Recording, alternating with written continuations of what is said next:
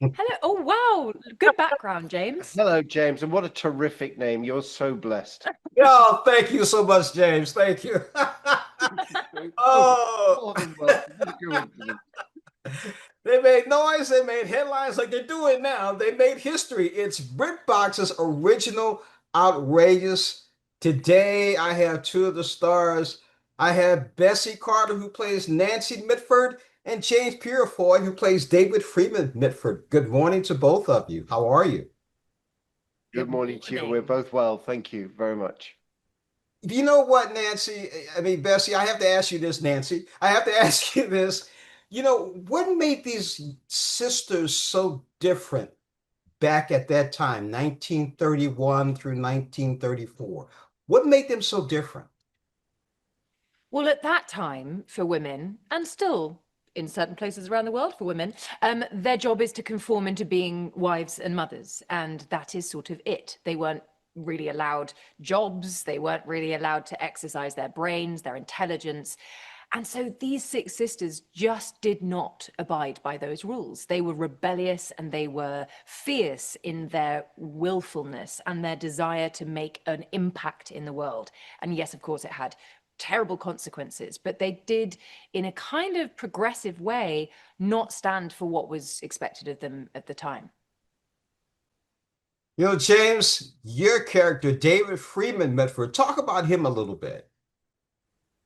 Yeah, so Lord Redesdale, David Freeman Mitford, Lord Redesdale, otherwise known as Favre to his family, a man who was a little bit like an insect trapped in amber in the sense that he was a conservative with a small c. He was an aristocrat.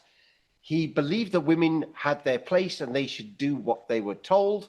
And then suddenly he has these six children who do anything but what they are told. It doesn't take Freud to work out why. And no, and it doesn't take Freud to work out why. He's a very strong-minded, rather eccentric British aristocrat, and he finds it just astonishing that they have one opinion, let alone six, and that they all go in such wildly different directions. Two of them were fascists. One of them was a communist, went to fight in the Spanish Civil War. One of them was one of Hitler's closest friends. One of them drove across Europe by herself and then lived with a woman in later Yes. years. And we all have trouble with our children every now and then, but by and large, it's not that they are hanging out with Adolf Hitler. So, that's in itself one of those things where you just go, good God, you're going to see who and when? So he found it astonishing because they were astonishing. And their story is remarkable, and quite why this is the first time we've seen a television series about this is anybody's guess, because this is such fertile ground for great characters and great storytelling. Bessie, what do you think made Nancy so independent, so, intelligent and thinking the way she was thinking? Because here's her father who's trying to keep her in this bubble, but she's like, no, I don't want this.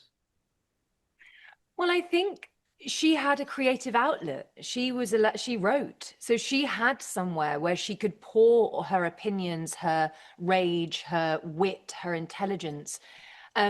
Which I think she was probably quite lucky to have. I think a lot of the other sisters, I think it's such an interesting message of if you don't listen to people, they were not listened to. Any of those family dinners, Unity was told to shut up. Jessica wasn't taken seriously when she wanted to go to university.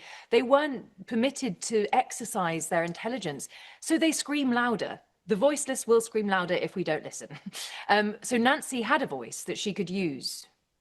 What's interesting, the scene at the breakfast table where she was talking about she wanted to go to school, and Dad goes, no, school is for boys, not for girls. James, Yeah, come on now.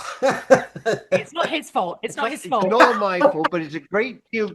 Well, if you're only sending one child to school who's the boy, that's only one set of school fees. That's Yeah. six other set of school fees. He doesn't want that. Yeah, they are land rich but cash poor. We've just come out of the 1929 crash. So, all his stocks are on the floor. He's waiting for them to go back up again. A, he can't afford it. B, he genuinely thinks girls shouldn't go to school. Mm. And it is one of the great lessons of our time, James. Send your children to school, otherwise they're going to turn out like the Mitfords. Make the education free so that everyone can go to school. So both of you, beginning with you, Bessie, and then James, what do you want the audience to take away from this? Because what I took away from it were these young ladies were very intelligent, very rebellious, almost like a 16 or 17-year-old in today's world. So what do you want the audience to take away from this? Well, they sort of were. Unity's 18 in our series. They were children. They were children who were not allowed, like I said, a valued place in society. So they go to these pockets and these corners of the world where they feel valued, and that can be dangerous places, and that is still happening today. So there's also the thing of, talk to your family.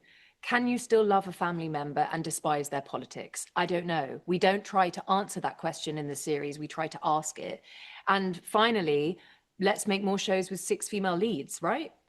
Very good.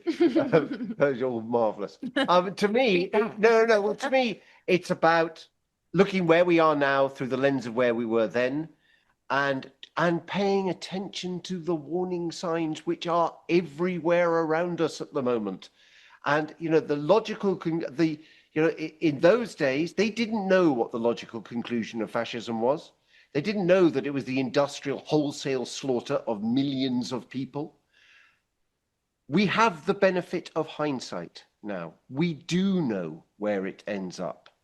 And if we don't listen, if we don't pay attention to that, we're just going to repeat the same mistakes that we've made before. And that is not a pretty sight. We're talking about America today or 1932? Anyway, I've got 2 of the stars for BritBox's original outrageous. Bessie Carter, James Purefoy. Thank you so much for joining us on Morning Blend. And you know what, Bessie, it's interesting. I remember when I was 15 and 16, my father did not like the idea of me playing high school football. He hated it. And so when it was time to go for college, he had to sign something for me. He didn't know I had forged the signature so I could play football in college. So naughty, James. I applaud it. Well, we do applaud you. We applaud it. Lord Redesdale would not applaud that. He would find that outrageous. Thank you again thank you for joining us on Morning Blend. Thank you. Thank you. Thank Bye. you very much.